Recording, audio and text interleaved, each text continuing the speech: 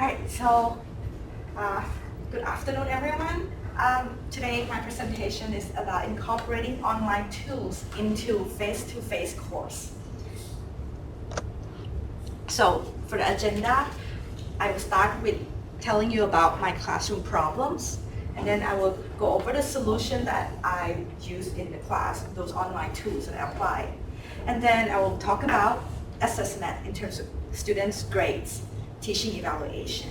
And then I will end the presentation with a question and answer if you have any for me. So just a little bit of background for this applying online tools to the course, the face-to-face course. This is for POM 212 Business Statistics course that I usually teach on Monday, Wednesday, Friday. It's a 50 minutes long course.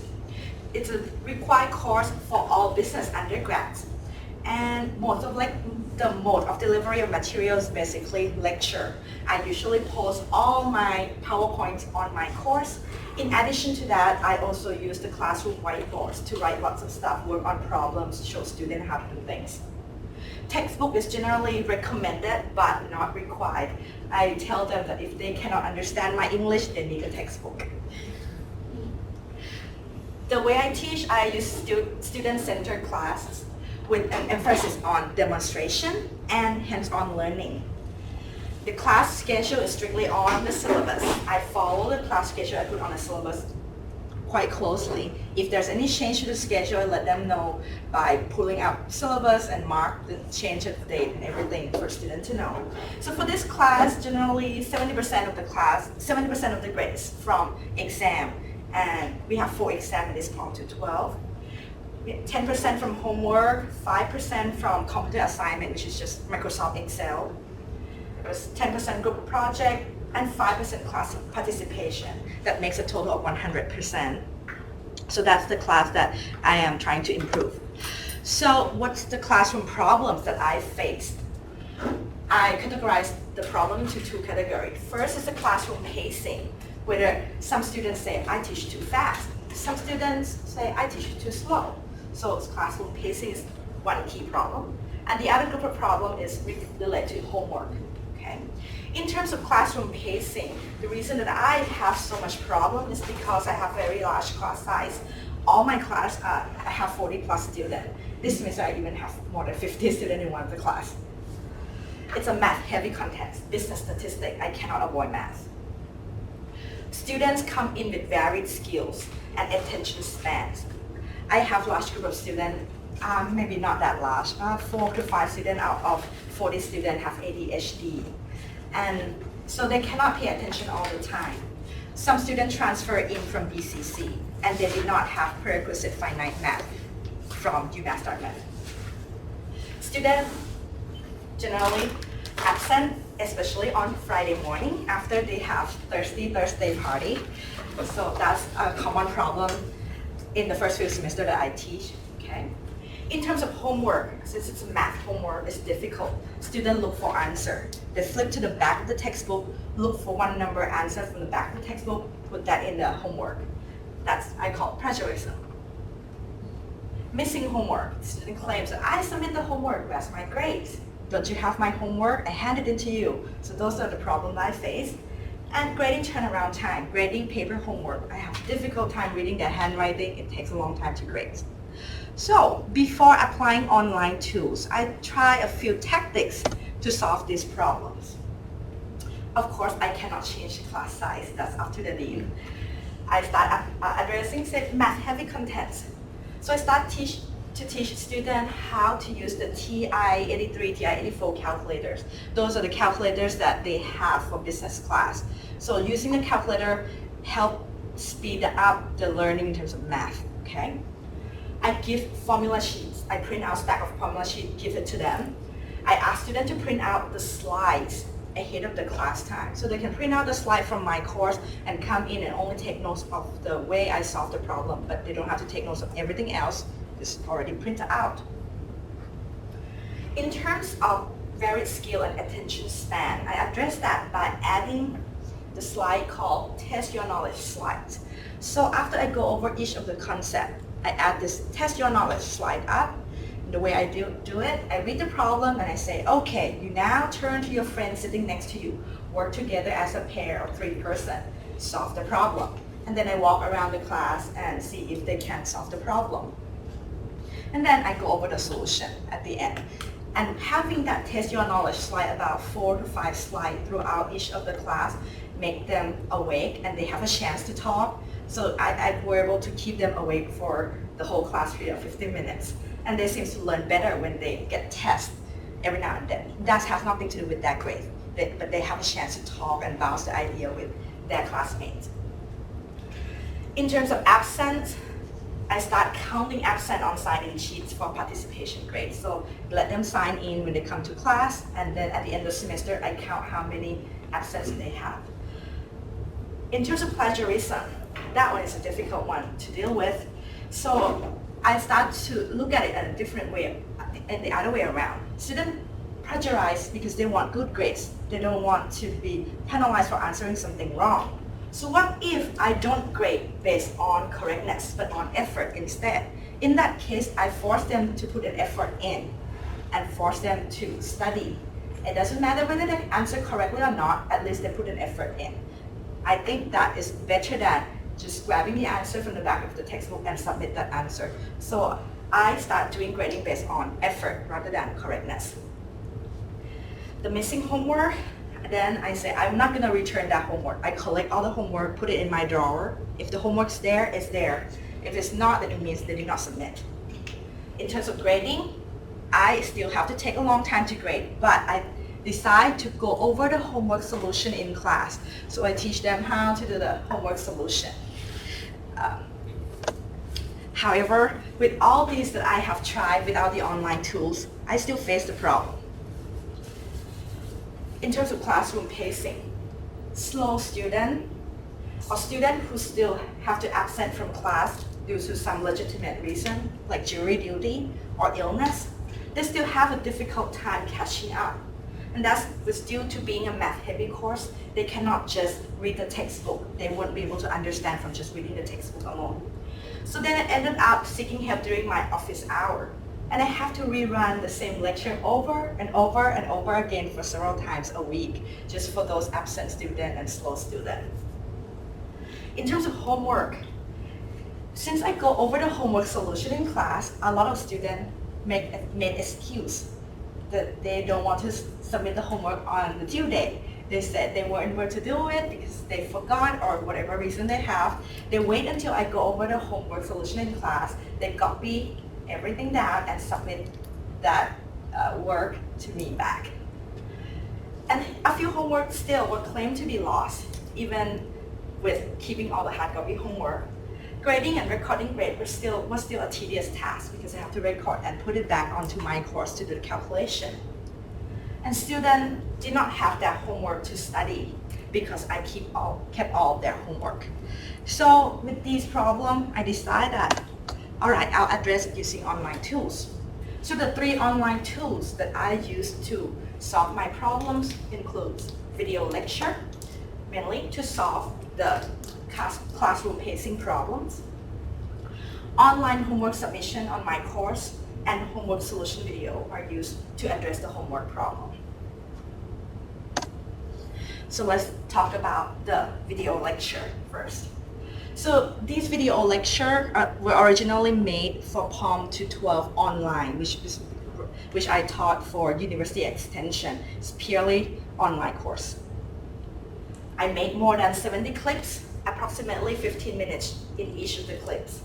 And I organize it by textbook chapter. So for example, I have one video for chapter 1.1, section 1. Or I have another video for chapter 1, section 2, and so on. So I have multiple videos and organized by chapter and textbook section. I use exactly the same PowerPoint slides that I would have used in the classroom. That means that they have those slides that is called Test Your Knowledge slide, which I tell them that at this point you should pause the video, try to complete the problem, and then once you get the answer, then you click continue playing. So I use the exact same PowerPoint slide. So what tools did I use to make those videos? Of course, I use TechSmith Relay. I installed that on this laptop so I can record it just like the way he is recording right now. Of course, I need YouTube account so that I can upload onto YouTube. I also need this Vapid emulator. So for those of you who teach course that require math, you will need this calculator. It's an emulator for the calculator that the student usually use. So most of the business students own this TI-83 or TI-84 plus calculator. So I can turn the calculator on. I can call out functions such as normal CDF, and I can fill in information and do the calculation. It works just like a calculator on a computer. So when I present some formula that require the use of calculator, I pull up the Vapid emulator and show them exactly how to punch it to their calculators. I use Microsoft OneNote as just like a whiteboard. So when I write on OneNote, it will be exactly the same way I would write in the classroom on the whiteboard. Of course, I need this headphone and microphone just to make sure that the sound comes out perfect. And if I have a whiteboard, then I need a marker. The best marker for me that I use is this Vacom Intuos pen tablet. So this tablet, the way I do it, I plug into my laptop, and I can use this pen and writing on this side, and I see the way I write onto the screen. I can write on top of PowerPoint, I can write on top of Microsoft Word, I can write on top of OneNote, so it's pretty good. Okay, so it's just like the classroom, or it is even better. Now, the way I put it on my course, okay? So this isn't my course POM 212, but I do the screen capture for this current semester, fall 2015. So I have the welcome page, I have the PowerPoint where students can download the PowerPoint file and print out, and I have lecture video. And this is the place where I put all the lecture video. I organize by chapter. The syllabus will guide them through which chapter they need at what day. If you click on, say, one of the chapters, chapter 5, you will see table of content, objective, recommended reading, and each of the sections of the book that I cover in class, in the same order I cover in class. And on the right-hand side, you see the YouTube video. And on this YouTube video, of course, you can maximize to the full screen. So what happens if one student absent for a day? Then I usually ask my student to email me that they're going to be absent. Then I email them and let them know that, hey, watch the video for this chapter 5, section 6, and they can go back home and watch the video. It will be just like they come to class. They will learn exactly the same thing. Same goes for student who is very slow in learning. In that case, they know exactly what video they have to review once they go back home. So that's about the lecture video. Next is the online homework submission. So I set up the submission page with due dates on my courses. So the way is, let me fast forward to my course screen. So if you scroll down to the left, you're gonna see homework, content assignment, project, etc. And all my homework is here. So they know that they have to click on all the homework. They can go to each of the homework, download the homework, and on this page, once you click further, they will have the page they can submit or upload their homework. I allow late submission with legitimate excuse. So if they submit late, usually the system will flag it as late. I can see that on my course. If they write on a comment section that says, I cannot complete this homework because the internet have trouble, I cannot log onto my course or something, then I say, that's fine, submit late, no penalty. But without reason, I say I don't give a lot of grade. I give maybe 1 point or 2 points out of 5 points for the homework grades.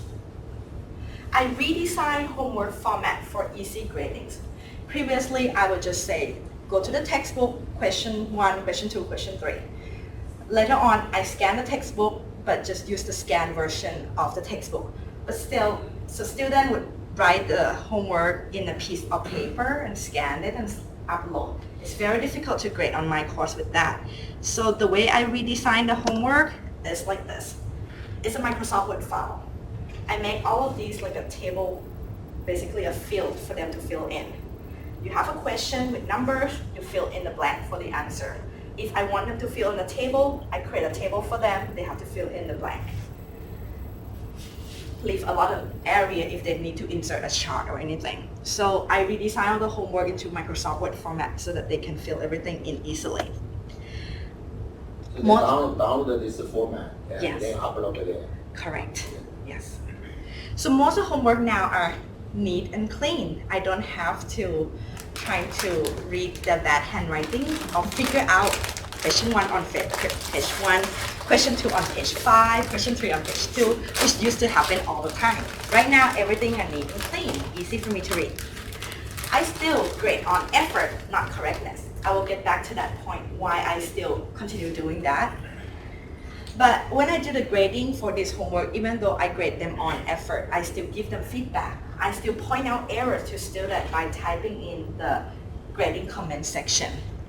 So students have access to their homework anytime and they see my comments. Then they know where they did wrong. There's no more lost homework. If it's there, they can see it on my course. If it's not there, it means they haven't submitted. So there is no more arguing about, I submitted already or anything like that. So that's the homework format. That's where I put the homework. This shows how I grade the homework. So on the grading screen, if I go to the needs grading, click on the homework to be graded, it usually show up, the file that I need to grade will show up immediately. Students fill in their name, email address, and the date in which they do the homework. They fill in the answer in the box, and then the way I grade, I type my comments over here. Question 1, question 2, this is wrong, this is right, why you did wrong, what mistake they made. I explain it right here. Still, they get 5 if they answer every question without leaving anything blank. Now, the funny thing is that students still trying to cheat. What happened is that some people submit other people's file. There was a case or two where student name doesn't reflect the same person submit. But then I do have hard evidence that they're cheating.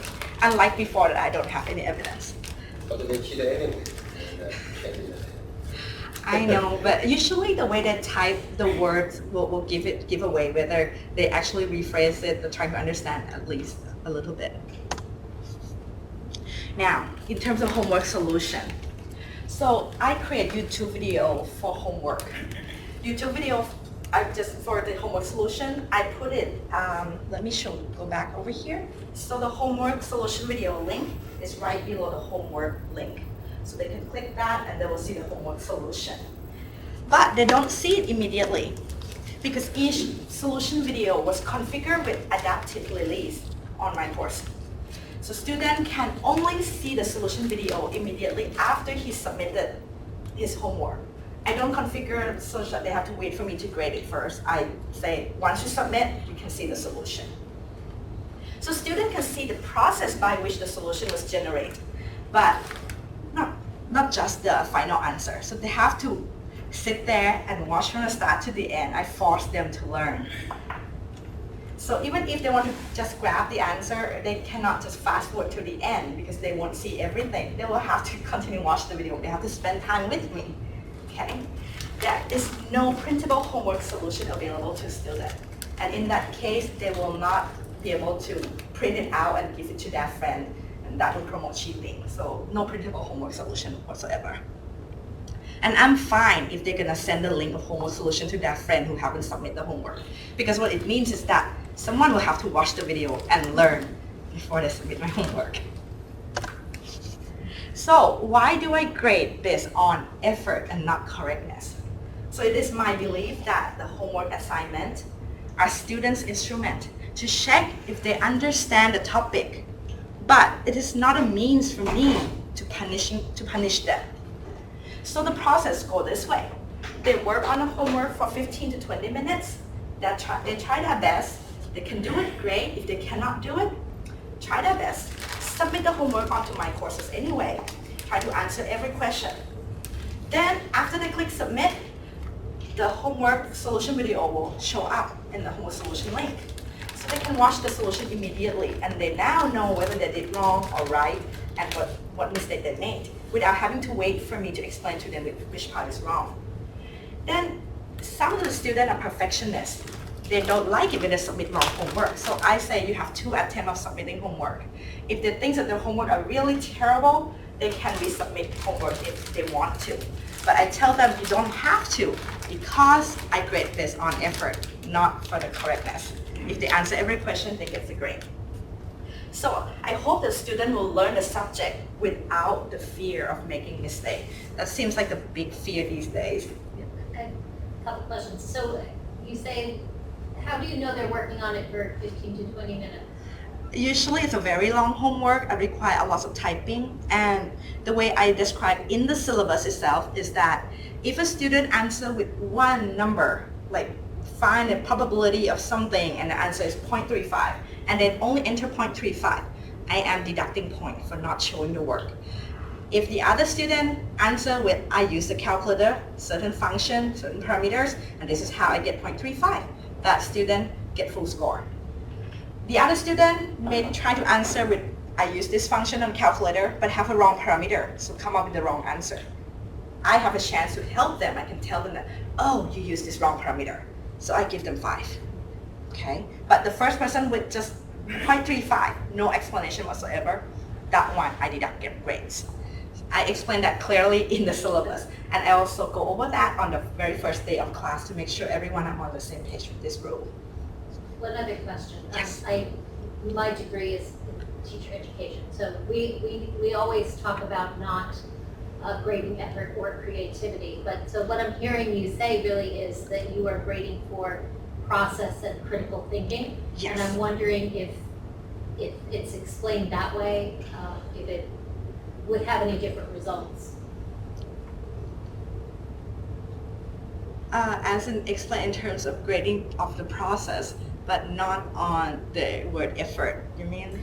Right, because we really don't know what effort someone's putting into something. I have students who you would read their work and think, wow, they really put a lot of effort into it, and that's not the case at all. They just spewed it out, whereas others who don't come up with the correct solutions are spending so much time and effort. Anyway, we can talk about that. Sounds good. But I think that's a great idea. I think I like that. I might change the syllabus for next semester with that wording instead. But the general idea is there, as in Absolutely. I grade that process, and if they show that work, I give them grades.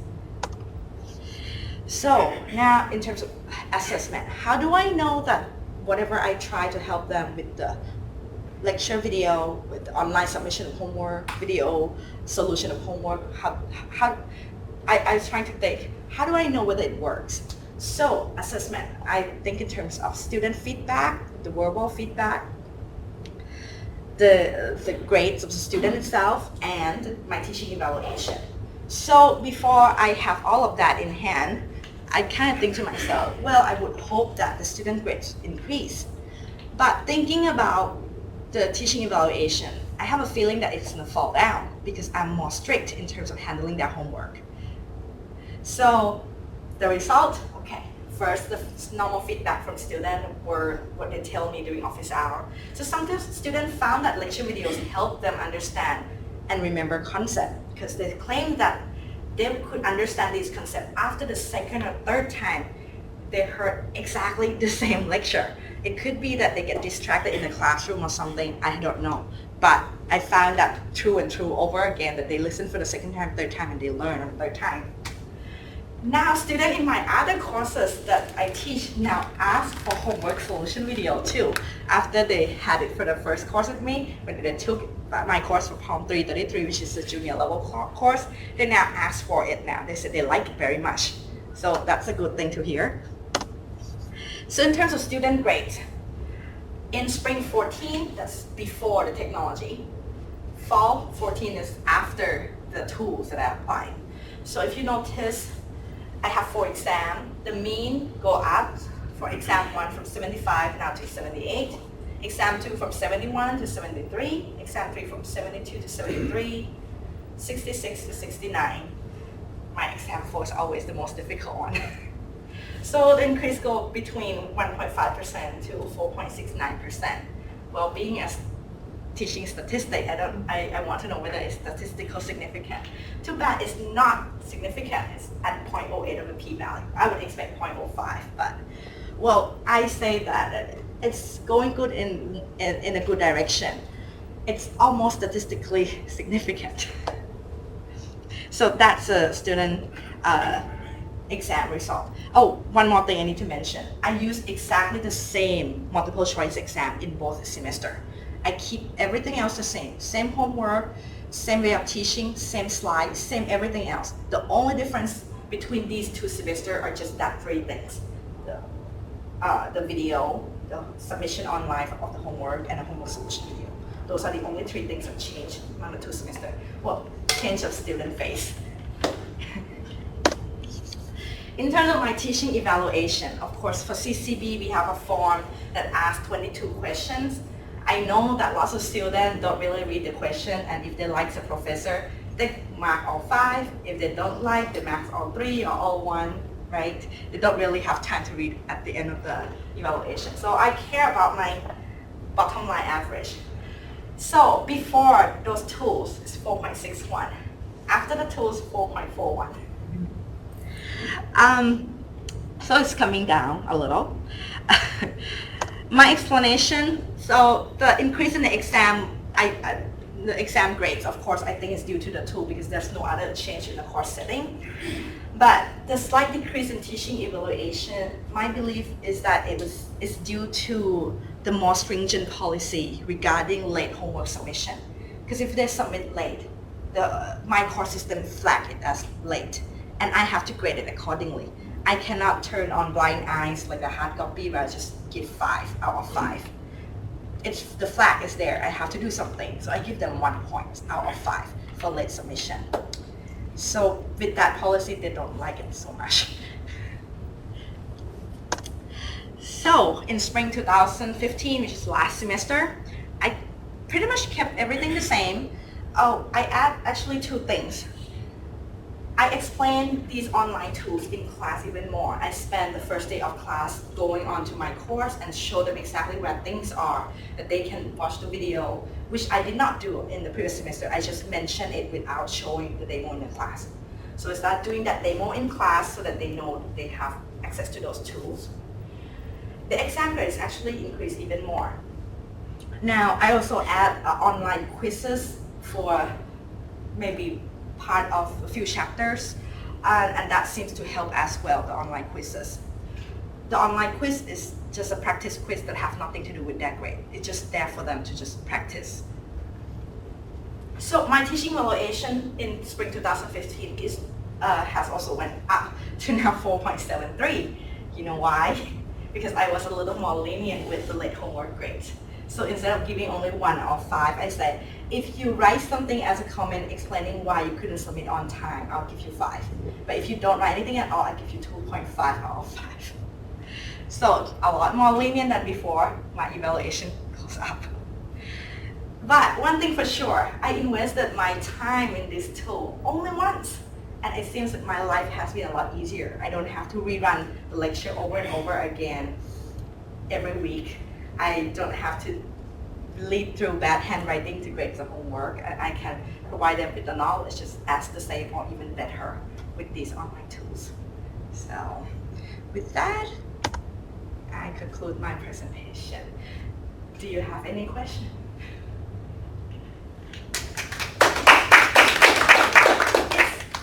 I followed Kathy's comment and on the grade.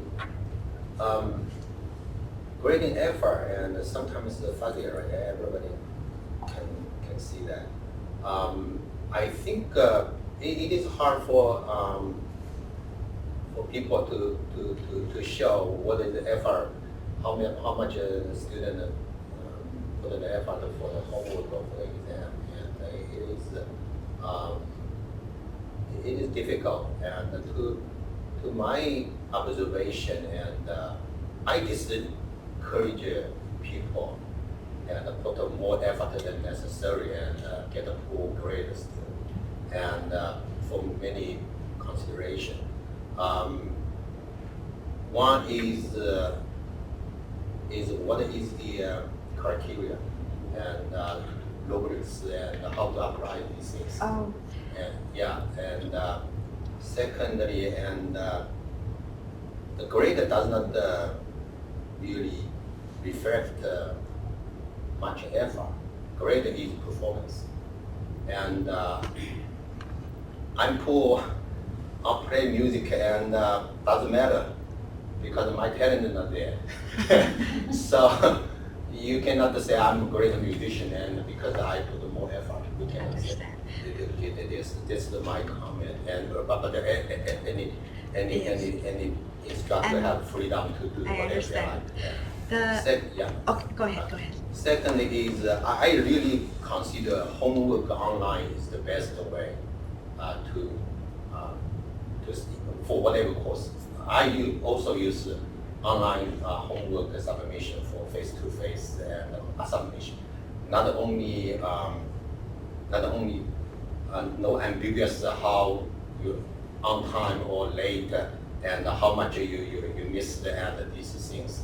And keep the record is very useful. Right. My suggestion is you may not use the right. Each people have different homework. You cannot cheat. This is my approach. And I say they cheat anyway, if they like to cheat, but the majority of people don't. But we have to really consider and try to not promote let people get the benefit of who do not the right thing. So we have to fairness. For online, it's not difficult to randomly generate the homework for different people.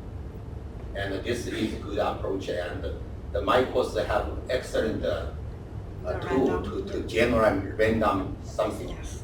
And this is a good approach and let people say nothing can change. Sounds good. Can I address the two questions, the two comments? So the first thing that I was thinking in terms of effort, I'm not a big fan of letting them get away for free, and I know that effort is difficult to justify. But here's the thing, because my course is special, it's business statistics, it's the math course. Because it's a math course, there's only just a handful of ways you can come up to the answer. And given that I teach using calculator and Excel, there is not a lot of steps that they need to do to reach the answer. They can type out the function, they can type out whatever they key in. So they don't have to show me half a page of things. But as long as it explains the process mainly, then I say that, okay, they have put in effort and they get full points.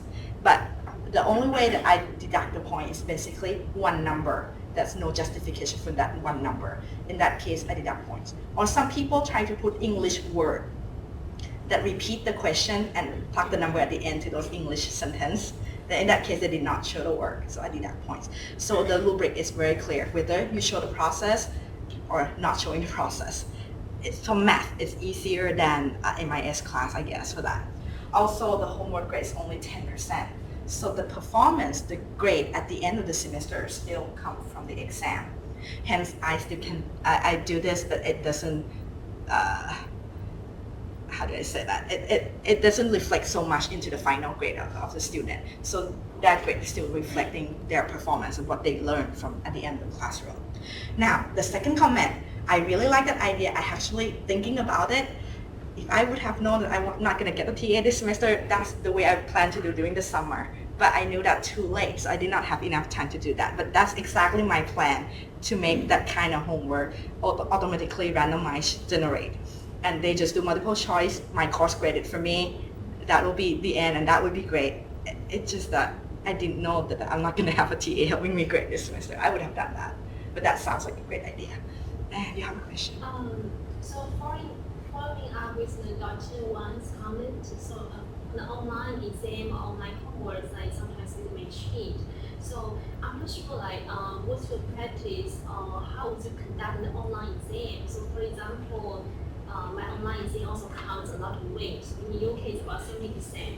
So originally, I want to be very strict. I said on Tuesday evening, from 6 p.m. to 10 p.m., there's a 4-hour window. So you can take the test at this time. I give you 1.5 hours.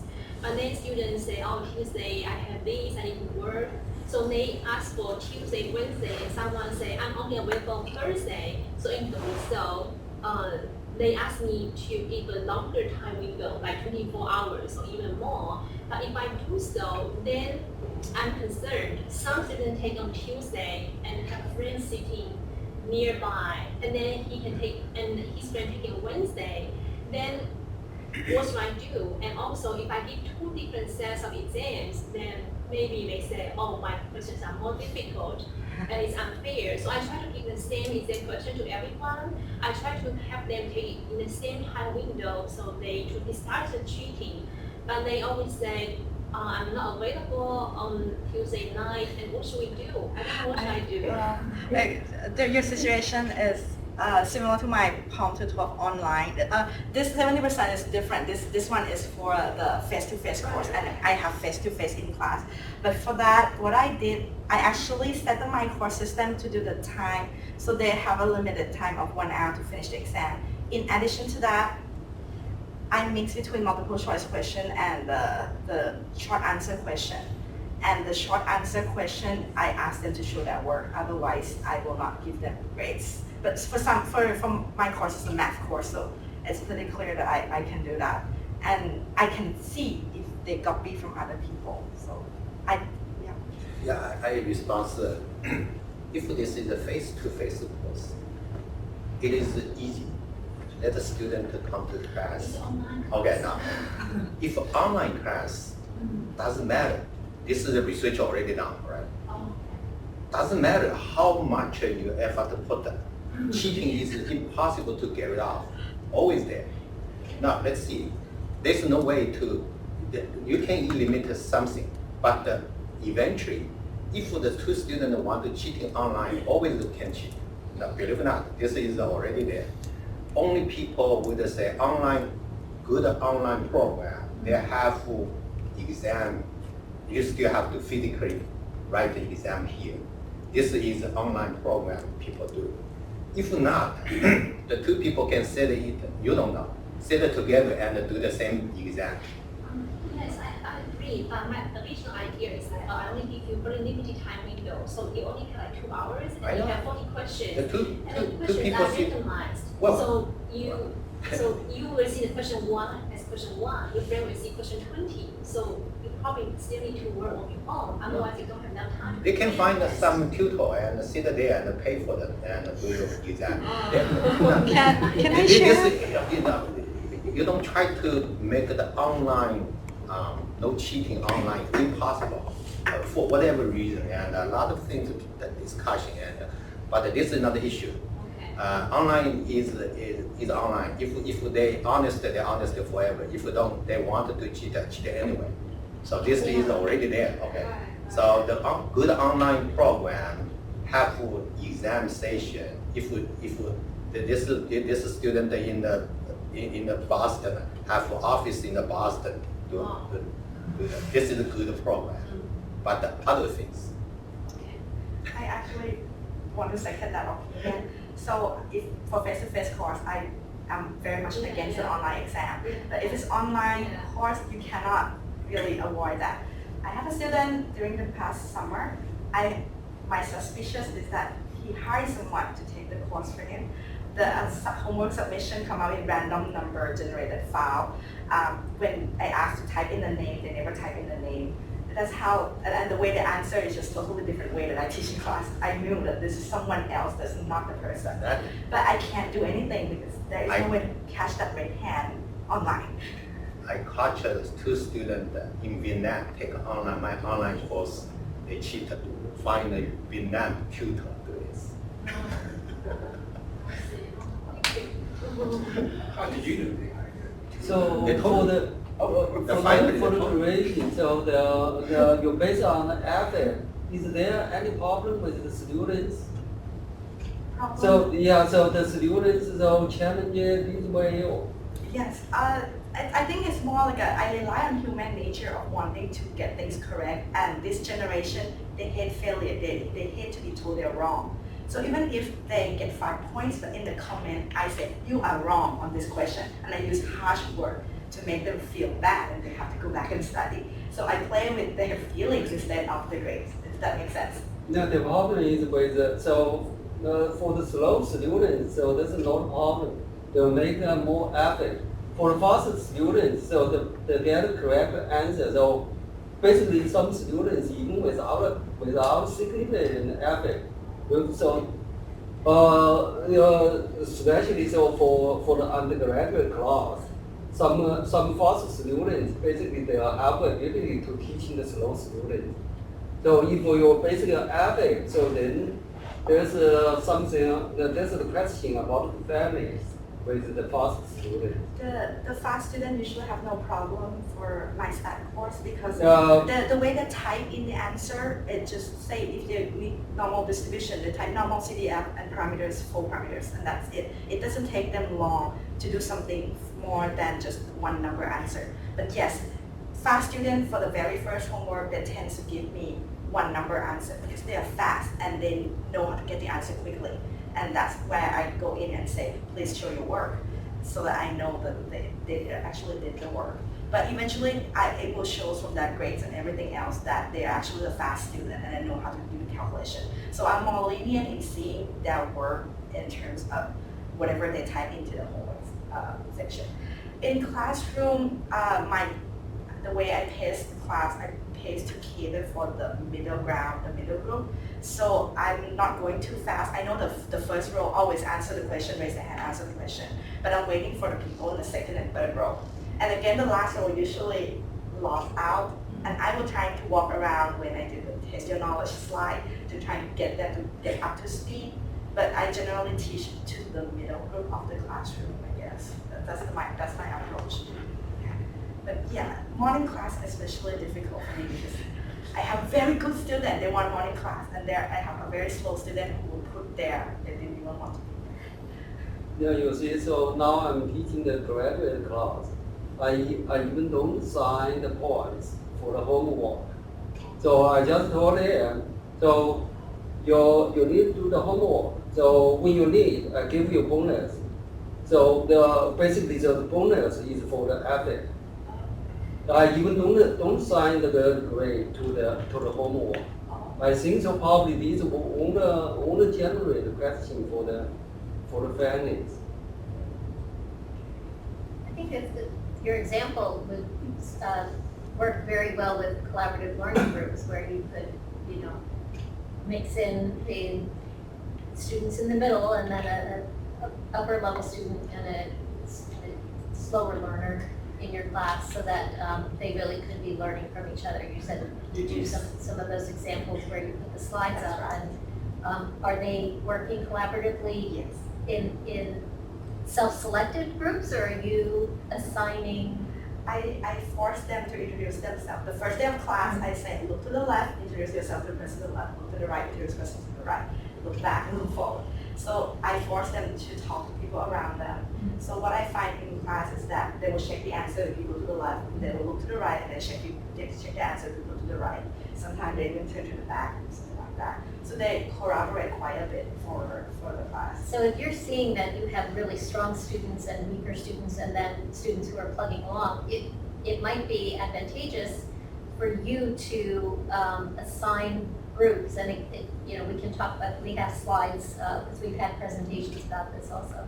But if you, the instructor, know who can help, each other, you can build those groups, and it can be done very easily so that, and you can do it online, so that they're working together.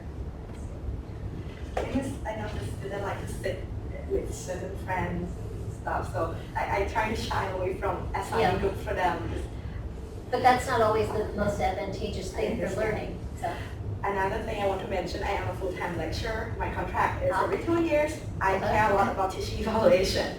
So anything that might get it down, even though it's for my student benefit, I think twice before I do.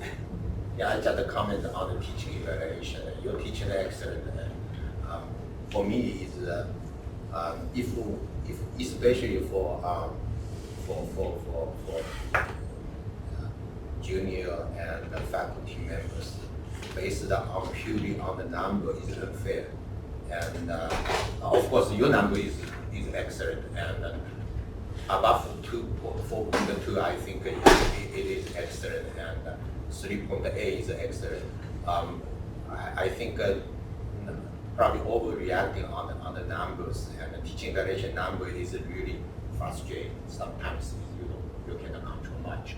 And this is my side comments, is not related to your theme of one thing that I have a question about you use textbook as recommended, not required.